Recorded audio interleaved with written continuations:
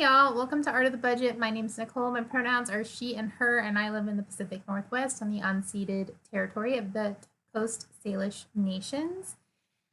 Today, I want to talk to you about making a budget, making an emergency budget to be specific.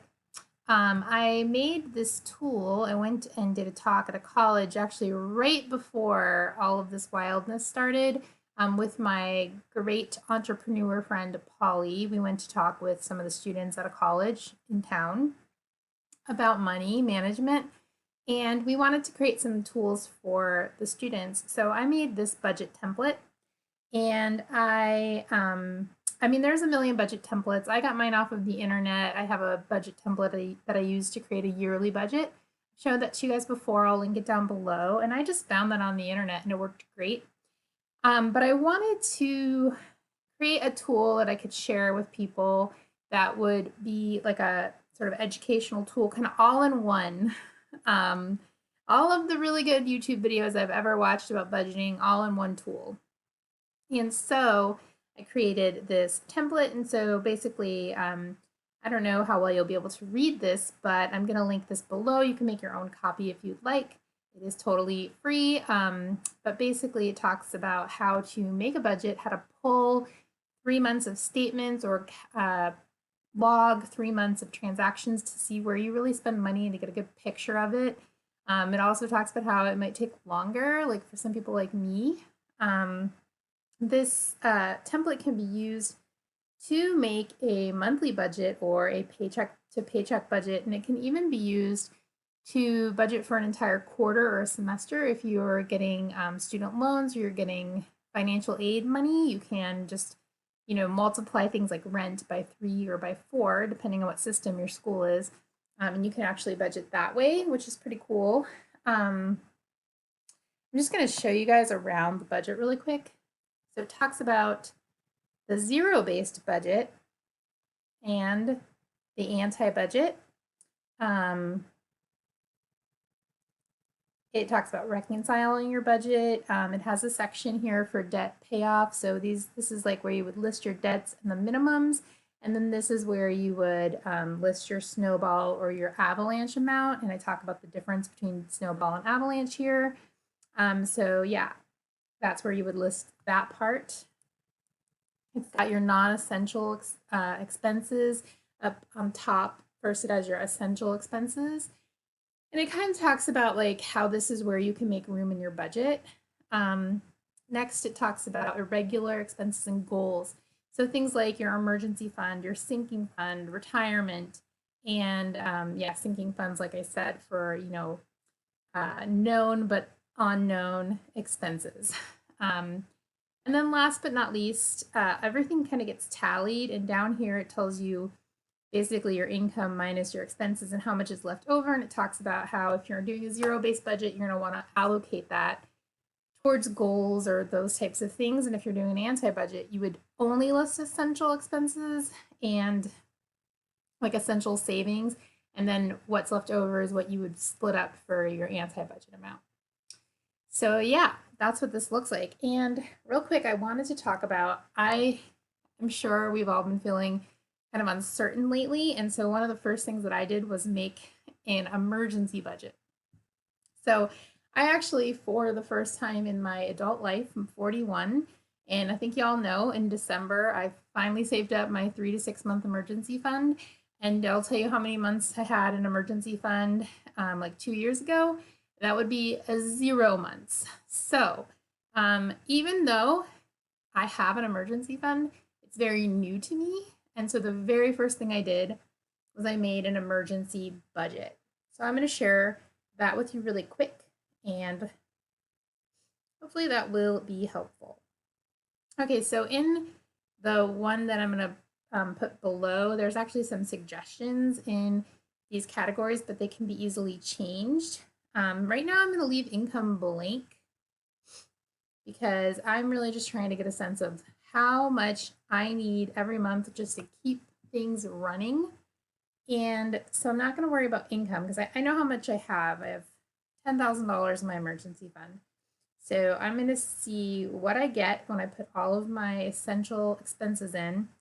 and what's left, like how many times I can do that, how many months I can live that with my emergency fund. Okay, so essential expenses, of course, rent. I pay $5.50. I have a housemate, but this is an emergency. This is worst case scenario budget. So worst case scenario budget, something happens and I don't have a housemate. So I'm gonna just put my full rent in there, just because I want to know how long I can live on my own with just me supporting myself with my emergency fund. So rent, I'm gonna put 1,100. Phone is $63. Internet is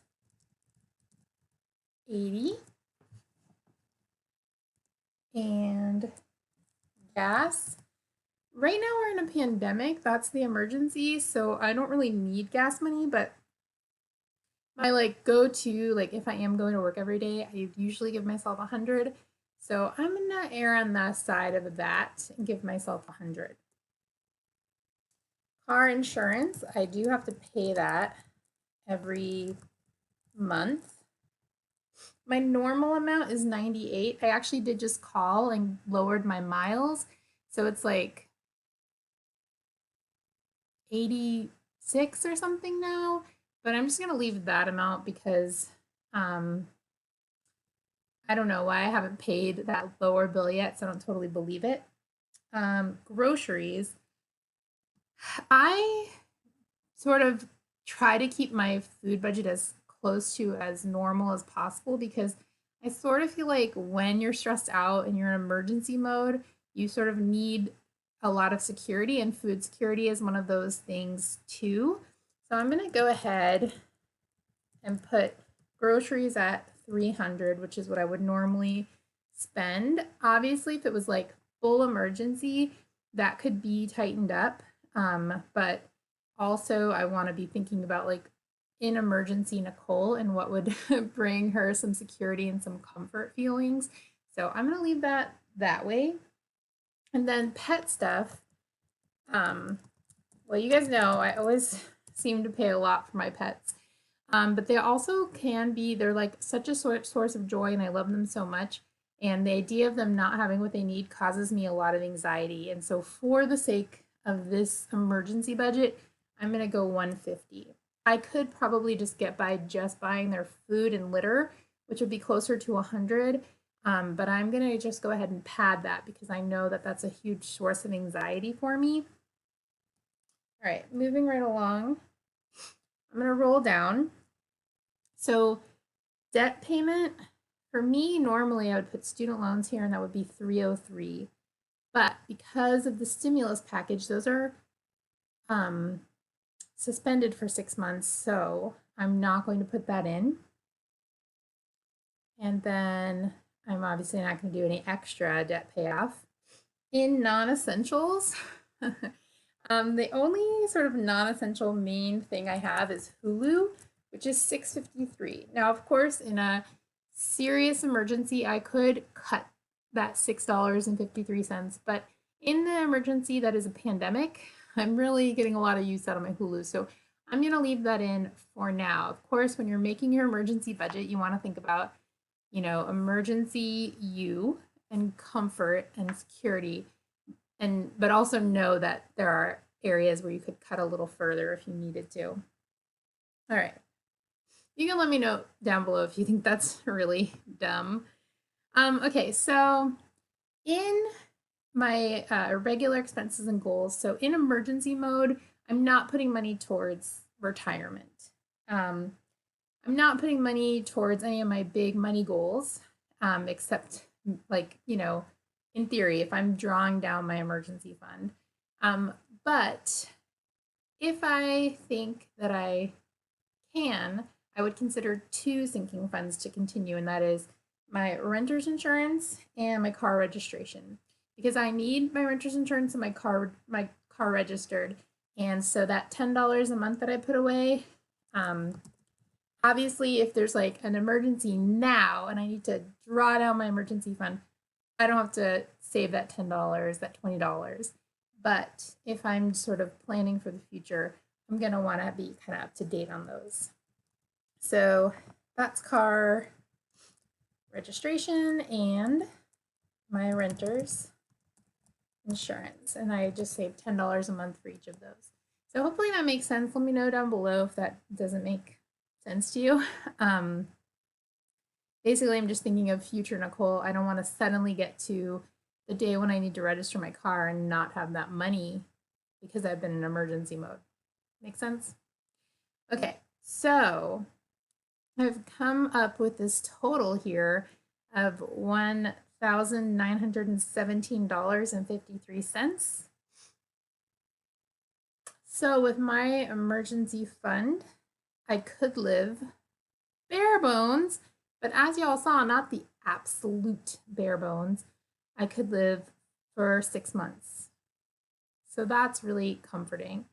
Now, I don't at all mean to brag that I have an emergency fund. As you all know, if you've been watching, I just completed that. I feel really, really lucky and really, really thankful. If you don't have an emergency fund, though, you can do this exact same exercise and then triage how much money you do have. How much money do you have coming in? If you were laid off, what's that last paycheck going to look like? Add your stimulus check in. And then do this exercise and figure out how long you can live on that money and how much you need coming in from somewhere in order to keep going through this wildness. One of my YouTube friends, Abby from over at Buy Back Life, or Buy Life Back, sorry, Abby, she just started doing some Instacart, I believe, to make extra money because she runs a ceramic business. She's a ceramic artist professionally, and it's not, hopping right now. And so she's done that to bring in money to pay those bills. So hopefully wherever you are at, there is something you can do. I also know that the unemployment has been expanded. It is a hot mess, but hopefully if you qualify, which you may qualify, there's so many more things that qualify that normally wouldn't have. So sole proprietors, self-employed, that type of thing. Also reduction of hours, not just if you're completely unemployed.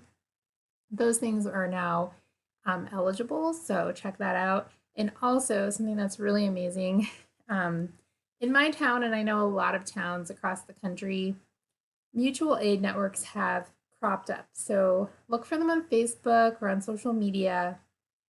But if you need something, find those mutual aid networks, and there's probably someone, your neighbor, a friend of a friend, that is down to help you. If you are in Olympia and you're watching this and you need something, or actually if you're anywhere and you need something, let me know.